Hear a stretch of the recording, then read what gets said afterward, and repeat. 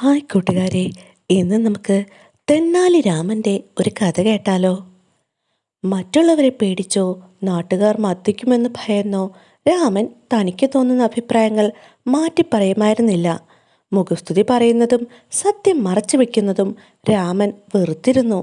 അതുകൊണ്ട് ചിലപ്പോഴൊക്കെ തെന്നാലി രാമന് കോട്ടങ്ങളുണ്ടായെങ്കിലും അവസാന നേട്ടം അയാൾക്ക് തന്നെ ആയിരുന്നു. ഒരിക്കൽ തെന്നാലി നഗരം കഠിനമായ വരൾച്ചയുടെ പിടിയിലമർന്നു.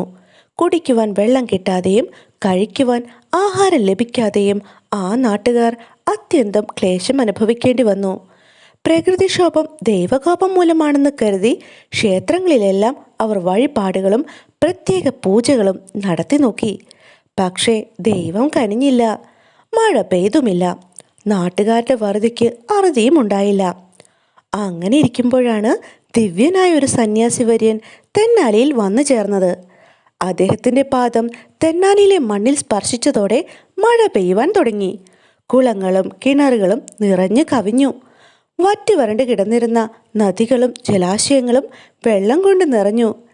തെന്നാലി നഗരവാസികളുടെ ജീവിതത്തിലേക്ക് വീണ്ടും സമൃദ്ധിയുടെ നാളുകൾ കടന്നു വന്നു. തെന്നാലി നഗരത്തിൽ മഴ പെയ്യുവാൻ കാരണം സന്യാസി ശ്രേഷ്ഠന്റെ മഹാത്മ്യം കൊണ്ടാണെന്ന് നാട്ടുകാർ വിശ്വസിച്ചു. അവർ അദ്ദേഹത്തിന് ധാരാളം പാരിതോഷികങ്ങൾ നൽകി ആദരിച്ചു. എന്നാൽ തെന്നാലി രാമന് അതിലൊന്നും അത്ര വിശ്വാസം പോരായിരുന്നു. മഴ പെയ്യുന്നതും പെയ്യാതിരിക്കുന്നതും പ്രകൃതിയുടെ വികൃതികളാണെന്നാണ് അയാൾ വാദിച്ചത്. പനമ്പഴം വീഴുന്നത് കാക്ക വന്നിരിക്കുന്നതിനാലാണെന്ന് വാദിക്കുന്നത് പോലെയാണ് സന്യാസിയുടെ ആഗമനത്താലാണ് മഴ പെയ്തതെന്ന് പറയുന്നതും. അത് കേട്ട് നാട്ടുകാർക്ക് ദേഷ്യം വന്നു. അവർ രാമനെ ദേഹോപദ്രവം ഏൽപ്പിച്ചു. സന്യാസിയെ കണ്ട് ക്ഷമ ചോദിക്കണമെന്ന് നാട്ടുകാർ രാമനോട് ആവശ്യപ്പെട്ടു. എന്നാൽ രാമനുണ്ടോ അനുസരിക്കുന്നു? അയാൾ തൻ്റെ നിലപാടിൽ ഉറച്ചു തന്നെ നിന്നു. നാട്ടുകാരിൽ നിന്ന് വിവരമറിഞ്ഞ സന്യാസി രാമനെ വിളിപ്പിച്ചു. സത്യസന്ധമായ അവൻ്റെ അഭിപ്രായത്തോട് അദ്ദേഹം യോജിച്ചു.